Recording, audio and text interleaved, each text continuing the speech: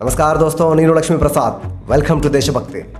నేను ఇప్పుడు చెప్తున్న మాట ఎప్పుడూ మర్చిపోవద్దంటూ మీ పిల్లలకు గోరు ముద్దలుగా పెట్టి మరీ పెంచండి.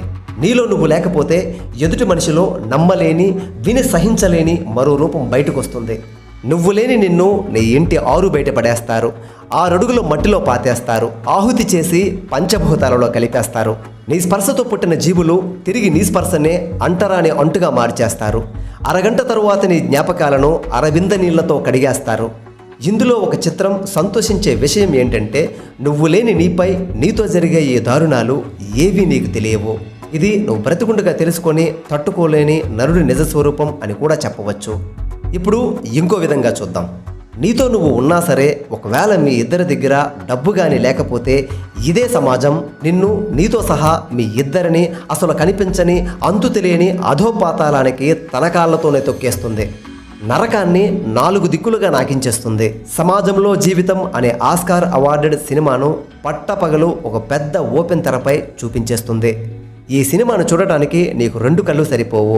ఒకవేళ చూసినా తట్టుకోవడానికి ఒక్క గుండె మాత్రం సరిపోదు. ఇక్కడ విచిత్రం ఏంటంటే, ఇప్పుడు నీపై నీతో జరిగే దారుణాలన్నీ నువ్వు చూడగలవు. కండబలం, బుద్ధిబలం, మందిబలం ఉన్నాయని మదమెక్కి కళ్ళు నెత్తికెక్కి గర్వంతో తిరిగిన నీవు అర్ధబలం నీరుగారేసరికి నీతులు మాట్లాడడం మొదలు పెడతావు. కానీ ఆ నీతులు ఎవ్వరూ వినిపించుకోరు. అప్పటి వరకు నీ మధ్య, నీ దగ్గర, నీ చుట్టూ ఉన్న మనుషులు, పరిస్థితులు అన్నీ నీకు కొత్తగా తారసపడతాయి. అసలు నీకు ప్రపంచమే ఒక వింతగా అనిపిస్తుంది. జీవితం అంటే ఏమిటో తెలుసుకోవడంలో నేను ఇంకా మొదటి మెట్టులోనే ఉండిపోయానేమో అనిపిస్తుంది. ఇది కళ అయితే బాగుండు అని మళ్ళీ మళ్ళీ అనిపిస్తుంది. అందుకే నేను మళ్ళీ చెప్తున్నాను, ఈ విషయంలో ఏ దేవుడు, ఏ మతం నీ వెనక రాదు. నువ్వు నీతో ఉన్నప్పుడే ధన మూలం యదం జగత్ అనే సూత్రాన్ని ఒడిసి పట్టుకో.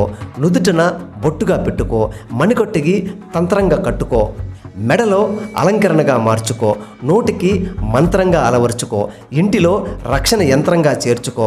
అంతే, ఈ సమాజం, పరిస్థితులు నీకు వశమై అనుకూలంగా మారిపోతాయి. నీ మాట శాసనాలుగా మారిపోతాయి. నీ చేతలు శిలాఫలకాలపై రాతలుగా చెక్కబడతాయి. కాకపోతే నువ్వు ఖచ్చితంగా తెలుసుకోవాల్సింది ఇంకొకటి ఉంది. చరిత్రలో ఎంత పెద్ద వరానికైనా విరుగుడు కూడా ఒకటి ఉంటుంది. ఒక పడవ ఎంత పెద్దదైనా అది ప్రయాణం చేసేది నీటిపైన మాత్రమే. అలాగే ఈ ధన మూలం ఇదం జగత్ అనే సూత్రం నడిచేది ధర్మంలో మాత్రమే. అదుపు తప్పితే అదే సూత్రం విరుగుడుగా మారి తిరిగి నీకే ఉచ్చుగా బిగుసుకుంటుంది. తస్మాత్ జాగ్రత్త. నీ లైఫ్లో ఒక స్ట్రాంగ్ గైడెన్స్ కానీ ఉంటే ఈ విషయాలన్నీ నువ్వు ముందే తెలుసుకోగలవు. లేకపోతే నీకే తెలియకుండానే the hierarchy of social life maturity అనే ప్రాసెస్లోకి వెళ్ళిపోతావు. అంటే ఈ విషయాలన్నీ తెలుసుకునేలోపు నువ్వు కొన్ని తీవ్రమైన మానసికమైన ఇబ్బందులకు గురి కావాల్సి ఉంటుంది. నేను చెప్పిన విషయం మీకు బాగా అర్థమైంది అని నాకు అర్థమైంది. కాకపోతే మొదటి నుంచి నువ్వు, నీతో, నీలో, నీపై అనే పదాలు మాటి మాటికి వచ్చినప్పుడు మీలో ఒక కన్ఫ్యూజన్ మొదలవుతుందని నాకు తెలుసు. ఈ పదాల గురించి మరొక వీడియోలో మళ్ళీ మనం మాట్లాడుకుందాం. నేను చెప్పిన విషయం, విధానం మీకు నచ్చినట్లయితే లైక్ చేయండి. నిజం అనుకుంటే మీ ఫ్యామిలీస్కి, ఫ్రెండ్స్కి ఈ వీడియోని షేర్ చేయండి. జై హింద్.